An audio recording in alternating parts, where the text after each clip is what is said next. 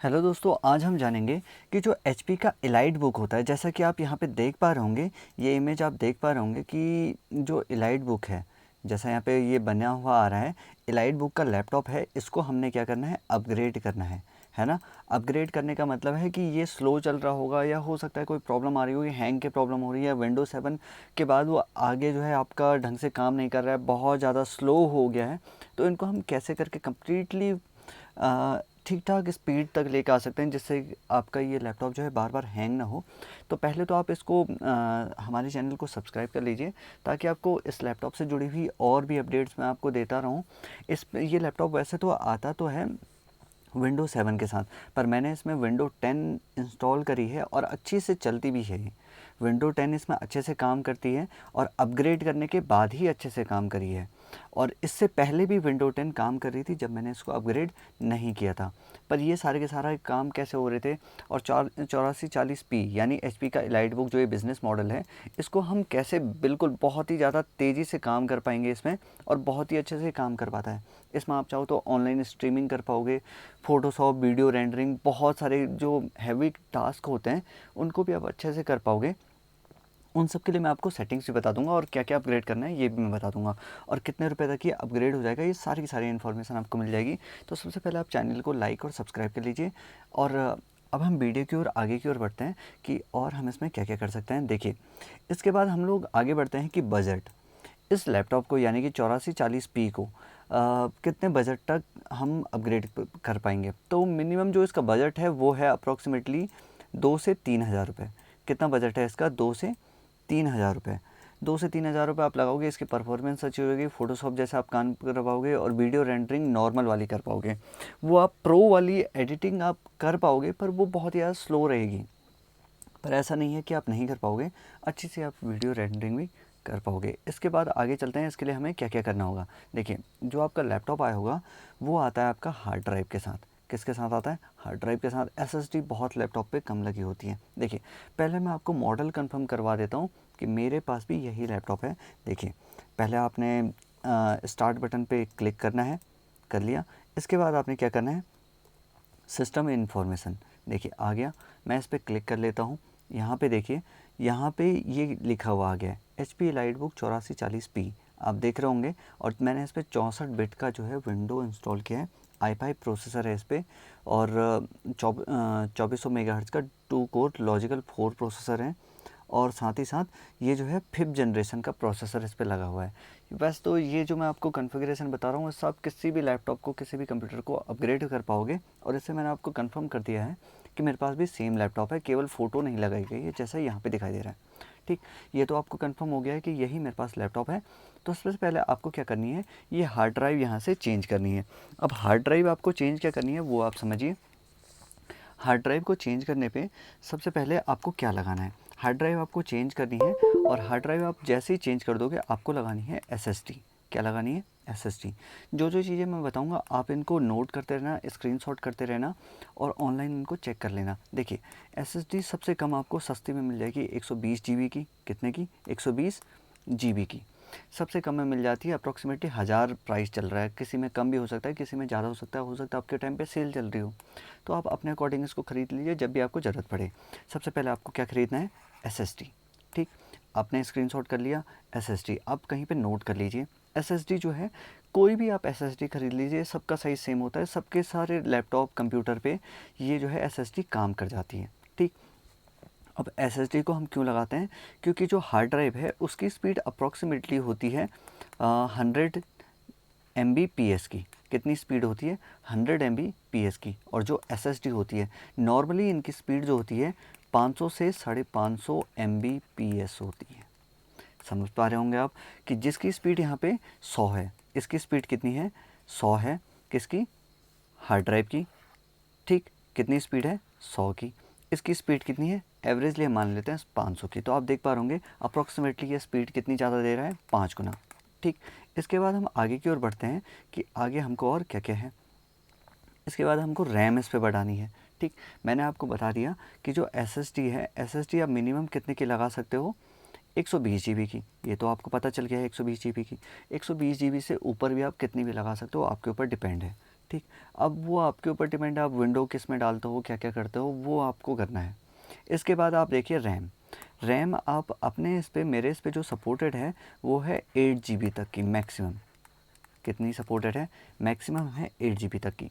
अब यहाँ पे एक प्रॉब्लम आती है कि कौन सी वाली रैम मंगाऊँ, क्योंकि जैसे ही आप रैम सर्च करते हो ना इंटरनेट पे, एक तो आपको 8 GB की रैम मिल जाती है, वन स्टिक वाली। वन स्टिक वाली मतलब एक ही रैम मिलेगी आपको, उसी के अंदर 8 GB मिलेगी। अब वो काम करेगी नहीं करेगी, क्या क्या होगा, सपोर्टेड कैसे कैसे होगा। सपोर्ट मैक्सिमम मेरे इस पे 8 GB तक का करता है, तो मैंने ये बता दिया आपको। टाइप और प्राइस। प्राइस अप्रॉक्सीमेटली आपको 500 से 1000 के बीच में ये मिल जाएगा। ठीक, कितना मिल जाएगा? 500 से 1000 के बीच में। अब वो आपके ऊपर डिपेंड है, आप 4 GB वाली खरीदो, 8 GB वाली खरीदो। आपके पास ऑलरेडी मेरे इस पे जो थी वो लगी थी 2 GB की, 2 स्टिक लगी थी, यानी कि कितना हो गया? 4 GB। अब आपके इस पे हो सकता है 4 GB की ऑलरेडी लगी हो, तो आप एक और ख़रीदोगे तो वो आपको सस्ती पड़ जाएगी। वो आपके ऊपर डिपेंड है। अब देखिए, आपको कैसे ये पता चलेगा कि रैम कौन सी खरीदनी है? इसके लिए आपको क्या करना है, टास्क बार पे क्लिक मारना है, जो विंडो के नीचे बना होता है, जहाँ पे सारे के सारे आइकॉन बने होते हैं, जैसे क्रोम हो गया, ये फाइल मैनेजर, स्टार्ट बटन जहाँ पे होता है, आपको यहाँ पे क्लिक मारना है, राइट क्लिक। इसके बाद आपने टास्क मैनेजर पे क्लिक मारना है। ठीक, इसके बाद आप क्या करेंगे, परफॉर्मेंस पे आ जाएंगे और यहाँ पे आपको मेमोरी दिख रहा होगा। ठीक, मेमोरी पे आप यहाँ पे देख पा रहे होंगे, यहाँ पे लगी है 8 GB की DDR3। कौन सी मंगानी है हमें? 8 GB की DDR3। ये आप सर्च कर लो इंटरनेट पे कि 4 GB। मैंने इस पर 2 स्लॉट लगाए हैं, देखिए यहाँ पे दिख रहा होगा आपको, स्लॉट यूज्ड 2 of 2, यानी कि 2 स्लॉट है मेरे इस पे और दोनों पे मैंने 4 4 GB लगा रखे हैं। यहाँ पे दिख भी रहा होगा आपको 4 GB 1313 MHz, और फिर से एक और पे नीचे से भी लिखा रहा है स्लॉट 2 पे भी 4 GB, यानी कि मैंने दोनों स्लॉट पे 4 4 GB की लगा रखी हैं। तो टोटल कितनी हो गई? 8 GB की। और वहाँ पे स्पीड लिखा आएगा, तो आपको स्पीड वाला कौन सा मंगाना है? 1313 MHz। ये आपको खुद ब खुद मिल जाएगा। तो आपको सर्च कैसे करना है, आपको यहाँ पे देख गया, पता चल गया कैसे करना है। टास्क बार पाना है, राइट क्लिक मारना है, टास्क बार पे क्लिक मारा, परफॉर्मेंस पे क्लिक मारा, मेमोरी पे क्लिक मारा। ठीक, अब देखिए यहाँ पे आपको कौन से मंगाने हैं, मैं यहाँ पे लिख देता हूँ, आप स्क्रीनशॉट कर लेना। मैंने यहाँ पे कौन सी मंगानी है? DDR3। आपके उस पर जो लिखा आएगा आपको वो वाली मंगानी है। अगर आपके उस पर DDR2 आया तो आपको DDR2 वाली मंगानी है। और मेरे इस पर कितना सपोर्ट कर रहा है, तो मैंने 4 GB की मंगा रखी है। एक स्लॉट पे 4 GB, दूसरे स्लॉट पे भी 4 GB। ठीक, तो टोटल कितना हो गया? 8 GB। 4 और 4 8। ठीक, अब देखिए ये अप्रॉक्सीमेटली आपको कितने की बैठ जाएगी? 500 से 1000 रुपये। मेरे पास ये बैठी थी अप्रॉक्सीमेटली 400 कुछ रुपये की, आप अपने अकॉर्डिंग देख लेना। फिर आपको क्या करना है, जब आप ये दोनों के दोनों लगा देते हो तो आपको विंडोज़ इस पर इंस्टॉल करना है। अब यहाँ पे क्वेश्चन ये आता है कि हमने SSD लगा दिया, हम कॉपी कर लेंगे। कई बार आप यूट्यूब वगैरह पे भी सर्च करोगे या कहीं से भी आपको मिल जाता है कि आपको मिलता क्या है कि हम जो है विंडोज़ उसमें इंस्टॉल नहीं करेंगे, नया विंडोज़ नहीं डालेंगे, बल्कि हम अपनी जो हार्ड ड्राइव है, पुरानी इंस्टॉल जो हार्ड ड्राइव है या हार्ड डिस्क है, उससे हम क्या करते हैं, डायरेक्टली SSD में अपना सारा का सारा डाटा कॉपी कर देते हैं। इससे एक दिक्कत होती है, देखिए जो हार्ड ड्राइव है ना उसकी स्पीड कम है, कंपैटिबिलिटी। SSD की स्पीड बहुत ज़्यादा है, कंपैटिबिलिटी। तो आपको क्या करना है, एक बार आप क्या कर लीजिए, सबसे पहले हार्ड ड्राइव जो आपकी है, जो पहले लगी थी, उसका डाटा बैकअप कर लीजिए। आप बैकअप करने का देख लीजिए, आपको जहाँ भी अच्छा लगे, चाहे तो दूसरे के हार्ड ड्राइव में बैकअप कर लीजिए या किसी पेन ड्राइव में डाल लीजिए। उसके बाद आपको क्या करना है, SSD से कॉपी करना है। क्या करना है? SSD से कॉपी नहीं करना है। ठीक, कॉपी अगर आप करेंगे तो इससे आपकी विंडोज़ की स्पीड कम ही रहेगी। क्या रहेगी? विंडोज़ की स्पीड कम। तो आपको क्या करनी है, एक फ्रेश विंडो यानी कि नई विंडोज़ उसमें इंस्टॉल करनी है। अब वो आपके ऊपर डिपेंड है, आप XP करते हो, 7 करते हो, 8 करते हो या 10 करते हो। देखिए मेरे इस पे विंडोज़ 10 प्रो सपोर्ट होता है, तो मैंने विंडोज़ 10 प्रो या Windows 8 pro, Windows 7 pro, XP pro, जो भी विंडोज़ का मैं वर्जन इंस्टॉल करूँगा वो कौन सा इंस्टॉल करूँगा? प्रो वाला। ठीक, और मैं आपको दिखा भी देता हूँ कि मेरे इस पे प्रो वाला इंस्टॉल होगा। देखिए मैं यहाँ से चल जाता हूँ, कहाँ, प्रॉपर्टीज़ में चल जाता हूँ, एक मिनट, यहाँ से चल जाता हूँ। देखिए दिस पीसी पे मैंने राइट क्लिक मारा, प्रॉपर्टीज़, और यहाँ पे आप देख पा रहे होंगे विंडोज़ 10 प्रो, और एक विंडोज़ 10 की इंस्टॉल की है। और मैंने आपको अभी अभी दिखाया है कि मेरा ये सिस्टम जो है कौन सा है। देखिए HP EliteBook i5 प्रोसेसर के साथ 5th जनरेशन का है ना। और ये देखिए ये मॉडल भी सेम है, तो इसका मतलब मैंने इसी में जो है मेरे ये तेज़ी से काम कर रहा है और इसी में मैं सारे के सारे अपने काम करता भी हूँ। अब देखिए जब आप ये कर लोगे तो इसके बाद आपने विंडोज़ इंस्टॉल कर ली। अब आपको क्या करना है, ड्राइवर इंस्टॉल करने हैं। क्या करने हैं, ड्राइवर। अब ड्राइवर के लिए आपको क्या करना है, देखिए मैं आपको वो सॉफ्टवेयर के नाम बता देता हूँ। आपको ये इंस्टॉल करने हैं, चाहे तो आप बाई कीजिए, चाहे तो आप किसी अदर तरीके से आप इंस्टॉल कीजिए ड्राइवर को, वो आपके ऊपर डिपेंड है। आप चाहो तो किसी भी लैपटॉप की कंपनी की ऑफिशियल वेबसाइट से भी इनको डाउनलोड कर सकते हो, वो आपके ऊपर डिपेंड है। तो आपको क्या करना है, ड्राइवर डाउनलोड करने के लिए कुछ सॉफ्टवेयर के नाम बता देता हूँ। पहला जो मेरे को सही लगता है, ड्राइवर मैक्स।